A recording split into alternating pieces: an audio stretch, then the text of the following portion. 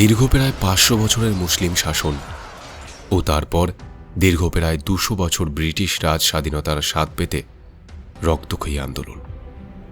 কিন্তু এই স্বাধীনতা কি সত্যি মুক্তির স্বাদ এনেছিল? আশা করি বুঝতে পেরে গেছেন কি বলতে চাইছি। ঠিকই ধরেছেন, বলছি দেশভাগের বলি পশ্চিম পাকিস্তান ও পূর্ব পাকিস্তান নিয়ে। পশ্চিম পাকিস্তানকে না হয় বাদই দিলাম, লক্ষাধিক নারী পুরুষ দেশভাগের বলি হয়ে এপার বাংলা তথা পশ্চিমবঙ্গের বিভিন্ন প্রান্তে শুরু হলো আশ্রয়। রিক্ত, নিঃস্ব, অসহায়, শতফাটলে বিদীর্ণ ও অসম্ভব যন্ত্রণার শিকার। শুরু হলো অসম্ভব সংগ্রাম। আসুন আজ এমন এক অসহায় লড়াই আর সংগ্রামের মধ্যে দিয়ে গড়ে ওঠা নববাস্তুতন্ত্রের কথা তুলে ধরব বর্তমান পশ্চিমবঙ্গের বাঁকুড়া জেলার। তারই মধ্যে বর্জরা ব্লকের মানাচর নামক নদীচর আধুনিক গুগল ম্যাপও যাকে নির্দেশ করতে ব্যর্থ। কিন্তু একটি কিন্তু থেকেই যায়, সেই লড়াই মানুষ আর প্রকৃতির সাথে নয়, বালি মাফিয়াদের সাথে সহজ সরল মানুষের। ভূমি শূন্য করার এক গভীর চক্রান্ত।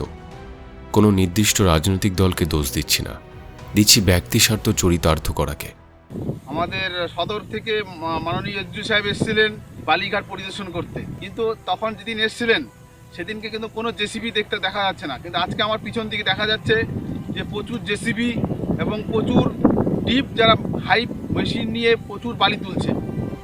অস্তিত্ব রক্ষার লড়াইয়ে আর এই মানাচরে মাটির গন্ধে বড় হয়ে ওঠা, ইতিহাসে মাস্টার ডিগ্রি, বিভিন্ন প্রতিষ্ঠানে জব করা আর মাটির টানে সময়ে অসময়ে ফিরে আসা এক প্রাথমিক বিদ্যালয়ের শিক্ষকের ছেলে ননী রায়।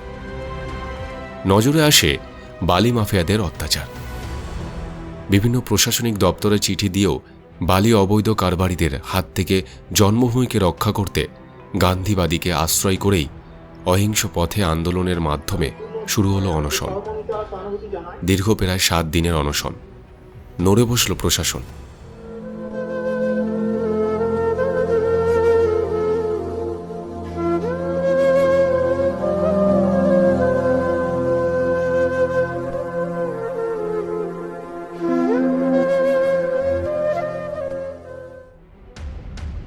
শুরু হলো নতুন সংগ্রামের নতুন লড়াই।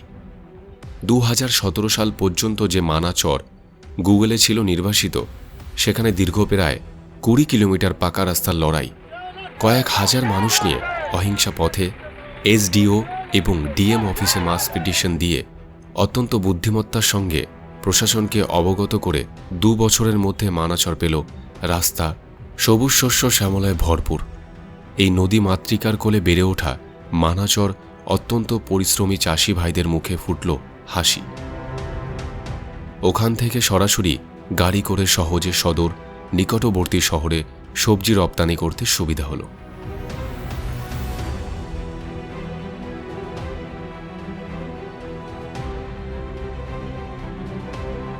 বিপ্লব থেমে থাকে না বন্ধু, বিপ্লব এনেছে মুক্তি। চাষিরা পাচ্ছে না ফসল নষ্ট হওয়ার দাম, ফসল নষ্ট হলে তার ইন্স্যুরেন্স পাচ্ছে না। শুরু হলো পর্চা নিয়ে আন্দোলন।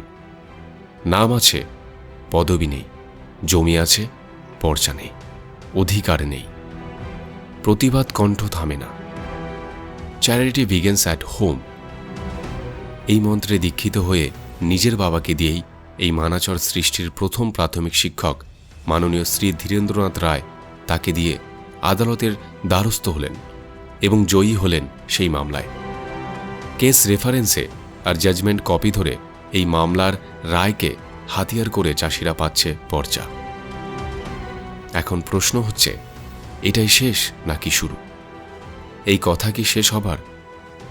অনেক না বলা কথা হয়তো রয়েই গেল। বিপ্লব তো আর শেষ হবার নয়।